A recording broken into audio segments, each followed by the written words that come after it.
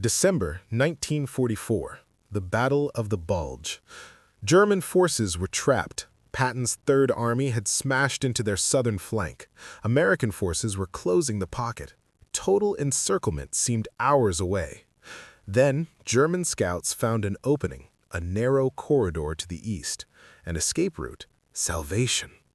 They took it. Thousands of German soldiers fled down that road, abandoning equipment, breaking formation, running for their lives. That's when Patton's artillery opened fire. Fighter bombers appeared overhead. The escape route became a killing zone. One German officer who survived wrote, "The trap wasn't that we were surrounded. The trap was that we were given hope before being destroyed." Patton understood something his enemies didn't. Sometimes the cruelest thing you can do is give people a way out. Subscribe. This gets dark. Patton was applying a principle as old as warfare itself, the deliberate escape corridor. Sun Tzu wrote 2,500 years ago, "When you surround an army, leave an outlet free. Do not press a desperate foe too hard." The logic: completely surrounded enemies fight to the death. Give them escape hope, and they break formation trying to flee, making them easier to destroy. Medieval siege warfare used this tactic constantly. Besieging armies would leave one gate unguarded, then position archers along the escape route. Defenders who tried to flee were cut down in organized retreat that became panicked rout.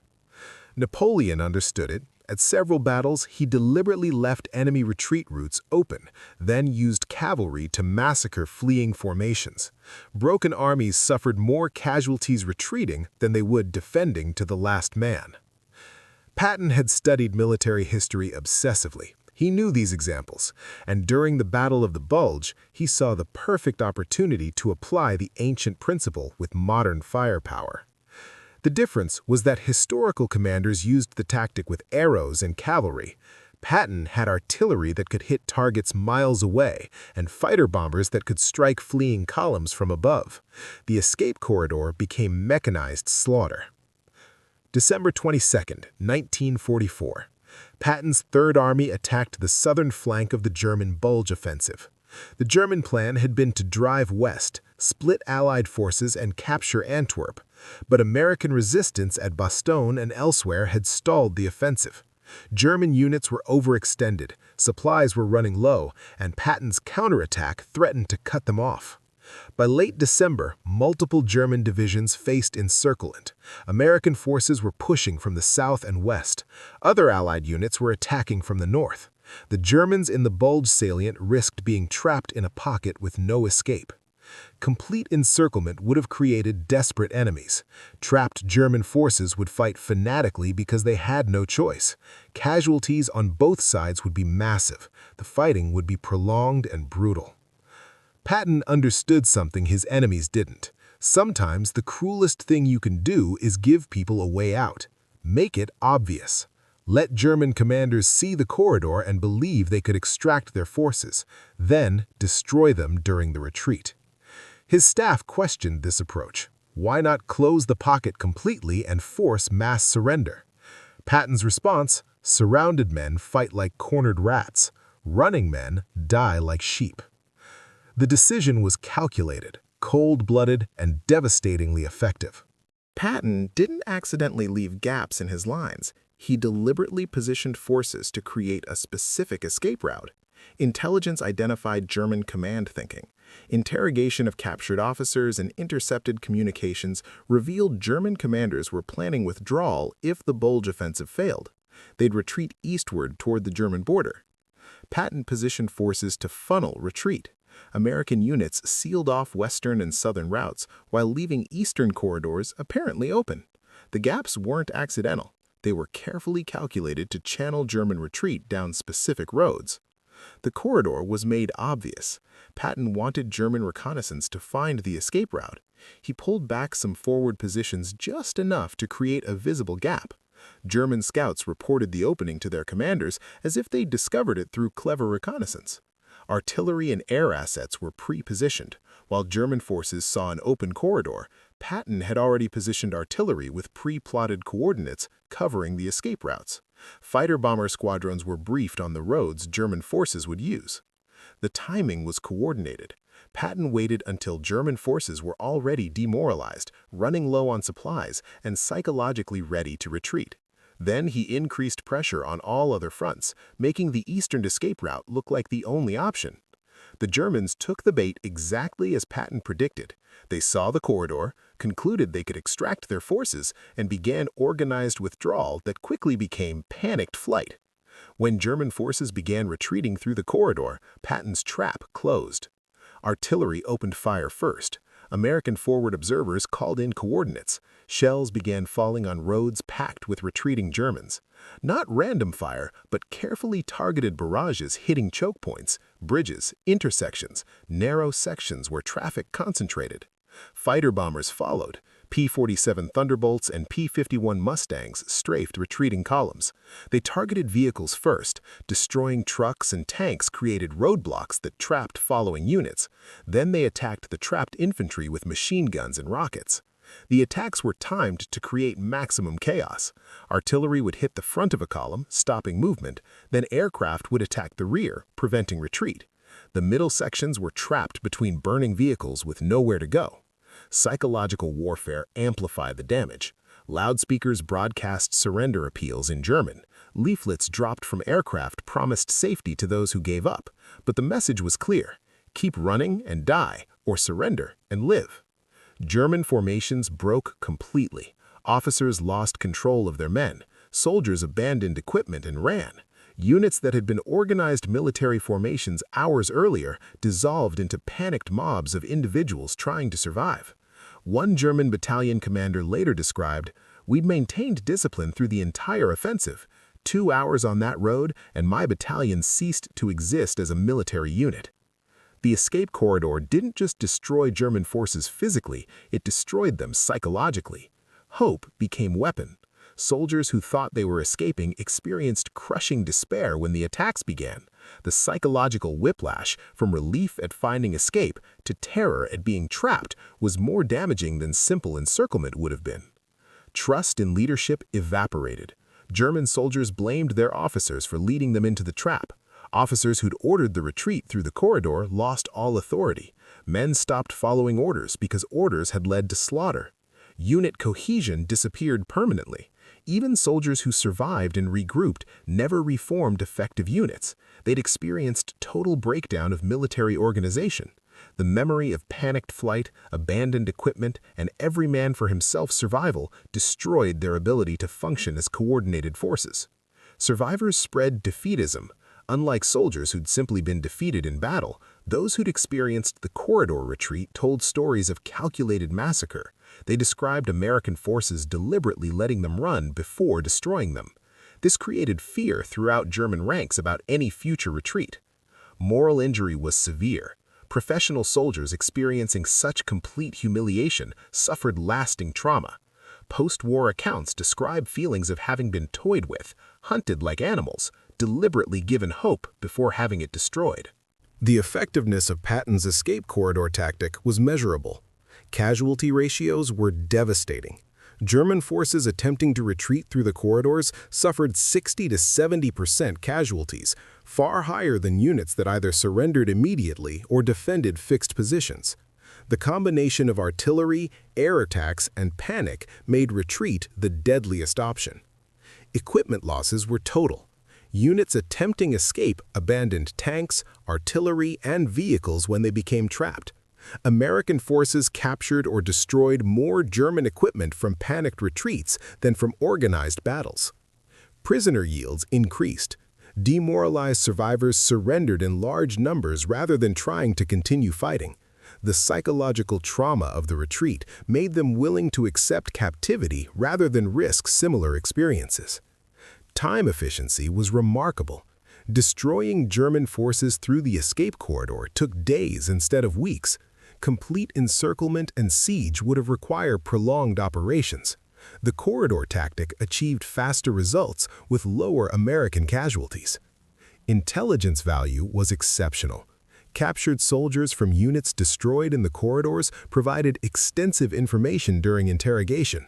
Their demoralization made them cooperative. They blamed German leadership for the disaster and felt no loyalty worth protecting through silence.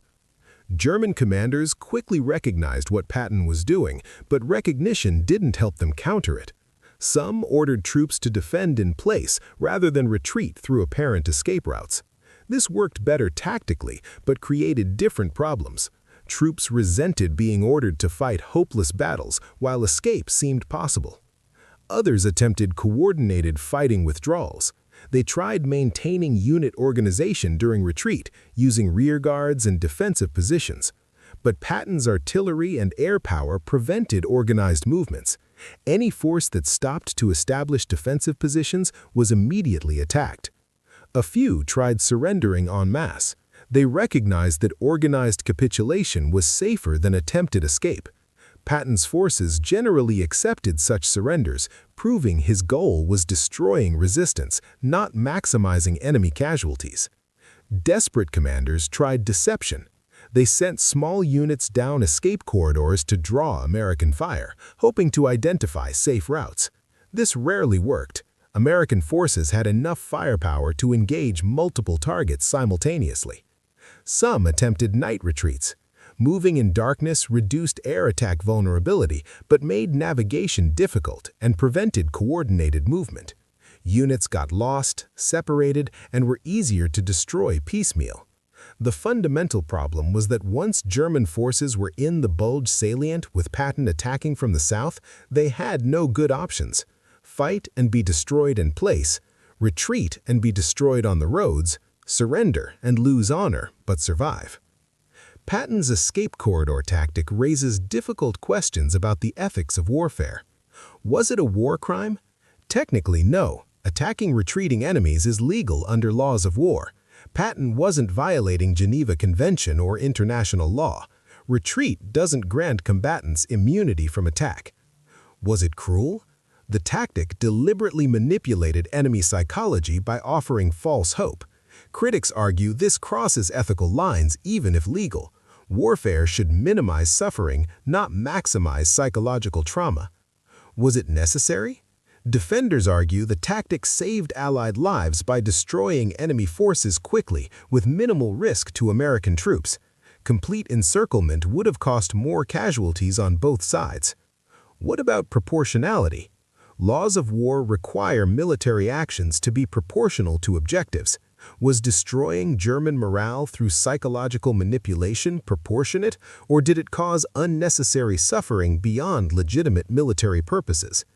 Did it poison post-war relations? Some argue tactics like Patton's created lasting bitterness that complicated post-war reconciliation. Others counter that decisive defeat was necessary for Germany to accept total surrender. These questions don't have clear answers. Patton's tactic was legal, effective, and reduced Allied casualties, but it achieved those results through calculated psychological cruelty that remains ethically controversial. Patton's success with escape corridor tactics influenced American military doctrine for decades. Korean War applications. American forces in Korea used similar tactics against Chinese and North Korean units. Apparent escape routes were left open, then targeted with artillery and airstrikes. The principle remained effective. Vietnam complications. The tactic was less effective against guerrilla forces who didn't retreat in organized columns. But when conventional North Vietnamese units attempted withdrawal, American forces applied Patton's principles with helicopters and B-52 strikes. Current U.S. military doctrine includes deliberate gap-leaving in encirclement operations. The terminology is changed, but the concept remains. Give enemies an escape route you can destroy, rather than forcing last-stand battles. Psychological operations emphasis. Patton's recognition that destroying enemy morale was as important as destroying enemy forces influenced development of modern psychological warfare doctrine.